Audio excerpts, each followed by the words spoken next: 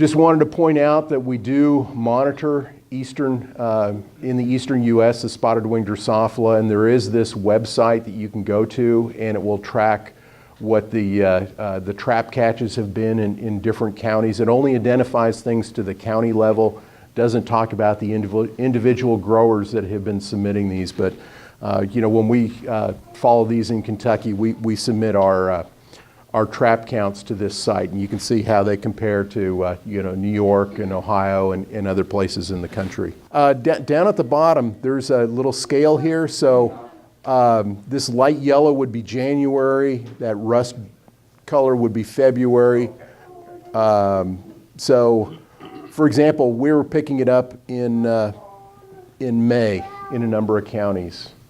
Unfortunately, the projector here doesn't differentiate between all the different shades of color. No, I think May here was this yellow, and we saw it in Owensboro, Caldwell County, and Bourbon County. Then green was where we saw it show up in June, the first catches in June. So, and you can see in June they were also picking it up in Ohio. And if I had a bigger map, you could see in June they were also getting it in parts of New York and Rhode Island and other places. We do trapping for this insect, and you've seen these traps. And the traps are very easy to make. They're cheap. We use the 1 quart deli containers. The same thing if you went to your Kroger's to buy some potato salad, they use a 1 quart container. Those are the same containers we use. We cut these holes in the side. We glue some screening over them just to keep the big flies out so they're not full of big house flies and things like that. Put a little apple cider vinegar with a drop of soap in the bottom, and then I buy some lures from Great Lakes IPM called the Trace lures for spotted winged Drosophila, and we hang those in the dense part of the canopy of the plant, and we have people go out and check them once a week, and what they do is they just pour the contents into vials, and they send the vials either to myself or Patty Lucas in Western Kentucky. And within a couple of days, we have them, and we identify the flies and let people know. The plan we're actually using is, rather than call everyone, it's hard to get a hold of people in the summer, I just post all the information on a Facebook site, and people, every time I update it, people get a notification that the Facebook site's been updated. And so this is the Facebook site. It's called SWDINKY. Apparently there's a European rock band that has a very similar name, not identical. And when I first put it up, I had hundreds of people that connected to it. And they were very disappointed.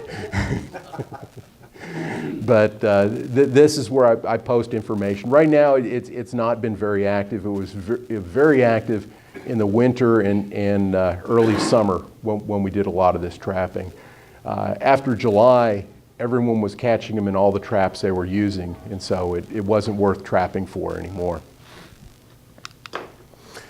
So just to show you some of the results we had last summer with some of our traps. This is a commercial planting. This was a multi-acre planting of blueberries in Kentucky last year. You can see when they first detected the flies, it was I think in this planting, it was right in early June when they had the first spotted winged Drosophila show up.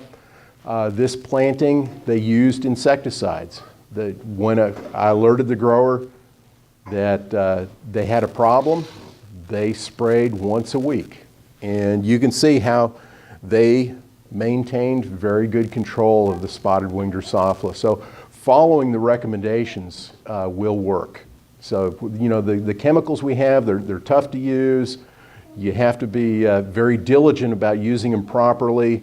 We had a wet summer, so even some of the materials can get washed off. It was a challenging year, but they do work. Towards the end of her blueberry harvest, she started to see a little increase in the levels then, but this grower was pretty happy.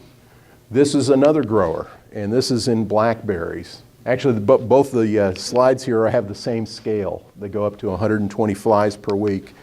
And you can see in blackberries, this grower was not spraying for spotted winged Drosophila.